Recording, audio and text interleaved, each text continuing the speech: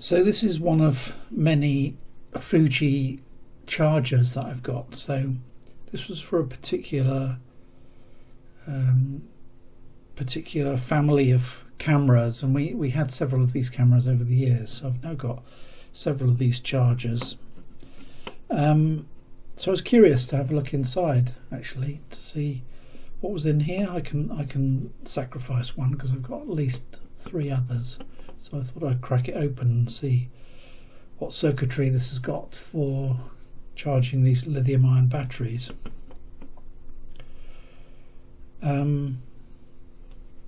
So this one does actually work. I'll just measure the battery voltage. This is one of the spare batteries that I've got.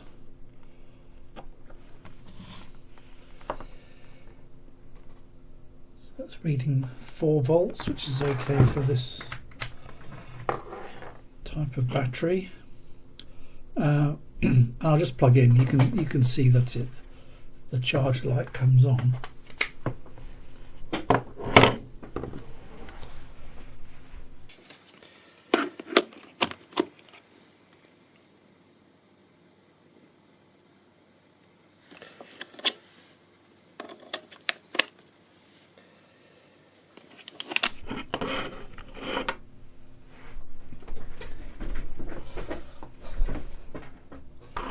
So let's have a look inside.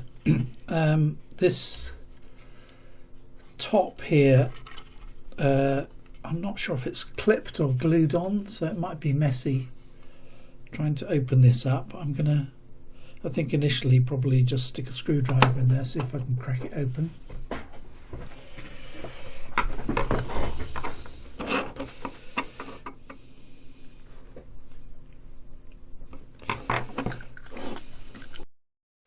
Actually, that was rather well clipped and glued. It took quite a bit of effort to get that open. So I drilled a hole in the side here to get in. But anyway,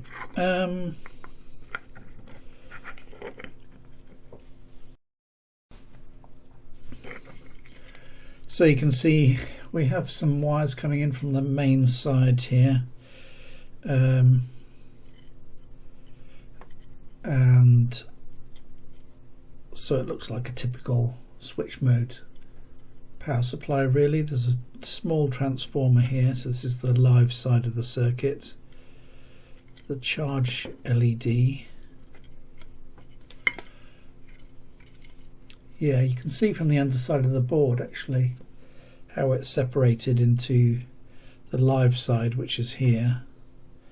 I'll just put a screwdriver over here in case that capacitor's still got some charge in it.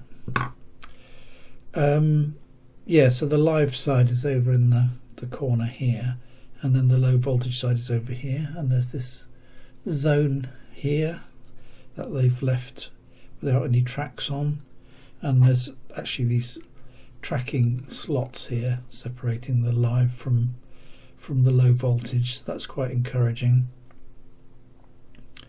And you can see that there is a chip on here, so it does have some quite sophisticated charging electronics.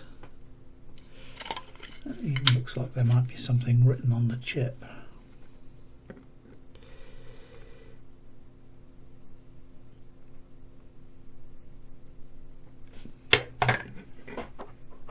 Difficult to see though. Sonics is the manufacturer name. SN8P271. I can look that up and see if there's a reference design online.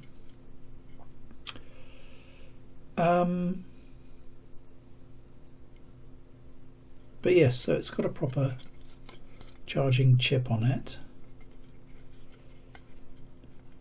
and I'm not sure what this transistor would be for. It doesn't look like it could carry a lot of current. But then we have the actual charging pins for the battery that are soldered into the board, so they just kind of poke through holes in the top, in through these holes here. And that centre pin there is probably for measuring the temperature on the battery to make sure it doesn't overheat while it's being charged.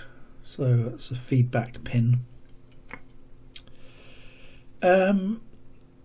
So yeah, I mean, it looks like a good piece of circuitry really. I'm not very pleased with these big blobs of hot glue that they've put on everywhere to kind of hold things in place. That doesn't seem hugely professional. But there we go. I mean, that's the inside of the